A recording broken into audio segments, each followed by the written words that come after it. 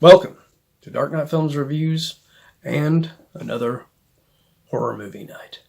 Tonight, I will be reviewing Dark Night of the Scarecrow, released in 1981. Dark Night of the Scarecrow stars Larry Drake, Charles Durning, Robert F. Lyons, Claude Earl Jones, Lane Smith, Tonya Crowe, and Jocelyn Brando. Dark Night of the Scarecrow was directed by Frank D. Felitta, from a screenplay by J.D. Feigelson. Now, I saw this movie back when I was young, and I absolutely adored this film. I mean, it is such a good revenge film, because Larry Drake's character of Charles Elliott, Bubba Ritter, is so likable and so innocent. He's childlike. And you just feel so bad for him with the way that he is treated by all of the other characters in the film, such as Charles Durning's Otis, Robert F. Lyons' Skeeter, Claude Earl Jones's Philby, and Lane Smith's Harless.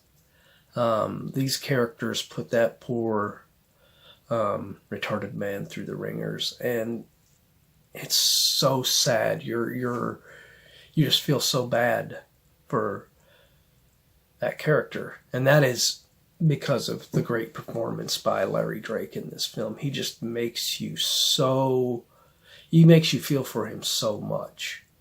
Tonya Crowe plays a young girl named Marilee Williams, who is a really good friend to the childlike Bubba. Pretty good performance there by her. She's not the strongest performance in this film, but she isn't bad.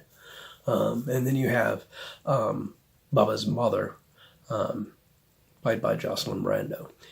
And she is a little bit over the top as far as her overall performance, but it works for this film. Because our villains, Otis, Skeeter, Philby, and Harless, are kind of over the top. So she works within the realms of this world that we are living in here. Well-directed, well-acted film. Once Bubba is, unfortunately, murdered by Otis, Skeeter, Philby, and Harless. Bubba didn't do that!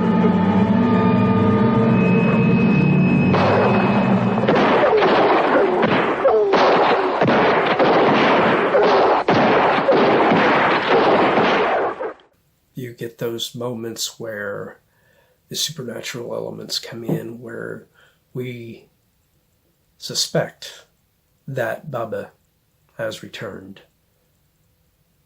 to get his revenge as the Scarecrow. And the way that the death scenes are staged and set up, excellently done. The grain scene, number one, is one of the best revenge sequences where the person is killed than anything in film history. I mean, this is a great sequence. It's tension. You're seeing him get killed, but at the same time, you're like, damn, that's a hell of a way to go. You know? Damn good film. The finale, where Charles Durning's Otis pursues Marilee after he accidentally causes the death of Mrs. Ritter. It is a really cool, tension-filled finale. And when Otis finally gets his...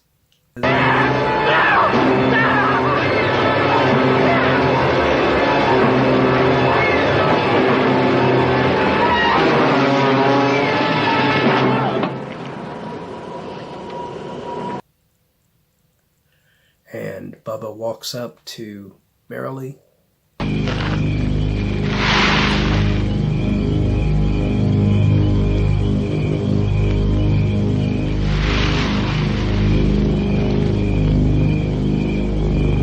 Thank you, Bubba.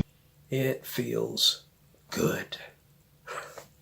But yeah, the script by J.D. Feigelson and the direction from Frank Di Felitta is so good in this. It is a well-executed revenge film. And some of you know on this channel, I've already reviewed several revenge films. And, you know, if they have a really good setup like this one does, and then it has some really good kills and everything, and good ways of getting your revenge on your villains, it's gonna, you know, stand out to me. And this was one of them. Even more recently, when I rewatched this film, it still lives up to its greatness of back whenever I was a kid and I watched it. It hasn't lost any of its edge, any of its fun. It is a well-directed, well-acted, well-put-together film, which is more than I could say for the sequel, which is called Dark Night of the Scarecrow 2, which was released in 2022, last year. This film starred Amber Wedding, Adam Snyder, Carol Dines, Aidan Shar, and Tim Gooch. And it was written and directed by J.D. Feigelson. And watching that film, you realize why J.D. Feigelson is a screenwriter. Some people are not good as filmmakers themselves, and he directed that himself. And he needed somebody to step in there and do that film for him, and take his script and turn it into a film, because it wasn't well acted like the original. It's very amateurly acted, and the kill sequences are lame. It is, you know, you have moments where the Scarecrow is about to kill somebody. It cuts away to outside the building. You hear a scream, and then it cuts inside for the what happened to the person. And it's like, why the fuck did you do that? So if it had the kills, it would have been a little bit better a film because of that. But it doesn't even have that. And the storyline is not as well written as what he wrote with the 1981 original. So,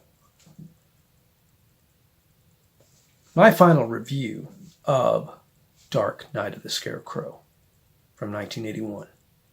I give this film a 9.9 out of 10. This film is almost a perfect film. The only thing that kind of, you know, does bring it down is some of those over-the-top performances. Now, it doesn't hurt so much with the villains, but like I said, with Jocelyn Brando as Mrs. Ritter, she kind of, that would have been more centered. I think the film would have been a 10 out of 10. But do not watch that 2022 sequel. It is horrible. So, just pretend this is a standalone film, which it was originally intended to be. So, what do you think of Dark Night of the Scarecrow from 1981? Do you agree with my review? Do you disagree with my review? Do you agree that the sequel should have never happened? Let me know in the comments down below. And, as usual, do not forget to like, share, and subscribe, because it really does help this channel out a lot. And don't forget, click that bell icon because you can always be notified about when new videos go up. All right. Well, that's another horror movie night. Join me tomorrow for another Dark Night Films night, in which we will be doing another actor spotlight. Until then, thanks for watching.